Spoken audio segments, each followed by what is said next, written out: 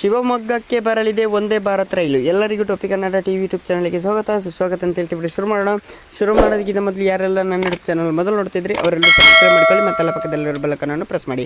ಶಿವಮೊಗ್ಗ ಕರ್ನಾಟಕಕ್ಕೆ 3 ಹೊಸ ವಂದೇ ಭಾರತ್ ರೈಲು ಬರೋದು ಖಚಿತವಾಗಿದೆ. ಇದರಲ್ಲಿ ಒಂದು ರೈಲು ಶಿವಮೊಗ್ಗ ಮಾರ್ಗದಲ್ಲಿ ಓಡಾಡಲಿದೆ ಎಂದು ಸಂಸದ BY ರಾಘವೇಂದ್ರ ಹೇಳಿದ್ದಾರೆ. ಶಿವಮೊಗ್ಗಕ್ಕೆ ವಂದೇ ಭಾರತ್ ರೈಲು ಬರಲಿರುವ ಬಗ್ಗೆ ಸಂಸದ BY ರಾಘವೇಂದ್ರ ಮಾತನಾಡಿದ್ದು, ಕರ್ನಾಟಕಕ್ಕೆ ಹೊಸದಾಗಿ 3 ವಂದೇ ಭಾರತ್ ರೈಲು ಬರಲಿದೆ.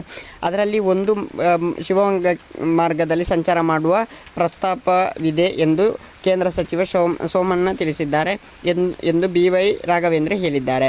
ಶಿವಮೊಗ್ಗ ವಿಮಾನ ನಿಲ್ದಾಣ ಅಂತಾರಾಷ್ಟ್ರೀಯ ವಿಮಾನ ನಿಲ್ದಾಣವಾಗುವ ಎಲ್ಲ ರೀತಿಯ ಸವಲತ್ತುಗಳನ್ನು ಹೊಂದಿದೆ. ಮುಂದಿನ ದಿನಗಳಲ್ಲಿ ವಿಮಾನ ನಿಲ್ದಾಣವನ್ನು ಅಂತಾರಾಷ್ಟ್ರೀಯ ಮಟ್ಟಕ್ಕೆ ತೆಗೆದುಕೊಂಡು ಹೋಗಲಾಗುವುದು.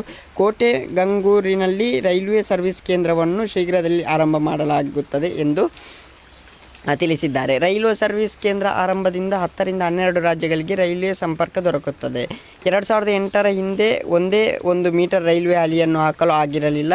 ನಾನು MP ಆದ ನಂತರ ಶಿವಮೊಗ್ಗದಿಂದ ತಾಳಗುಪ್ಪದವರೆಗೆ ಮೀಟರ್ ಗೇಜ್ ನಿಂದ ಬದಲಾಯಿಸಿ ಬ್ರ್ಯಾಂಡ್ ಗೇಜ್ ಸೌಲಭ್ಯ ಮಾಡಲಾಯಿತು. ಓಕೆ ಗೈಸ್, ಮುಂದಿನ ವಿಡಿಯೋದಲ್ಲಿ ಸಿಗೋಣ. ಅಲ್ಲಿ ಲೈಕ್, ಶೇರ್, ಸಬ್ಸ್ಕ್ರೈಬ್ ಮಾಡಿ ಅಂತ ಹೇಳ್ತಾ ಲವ್ ಯು ಸೋ ಮಚ್.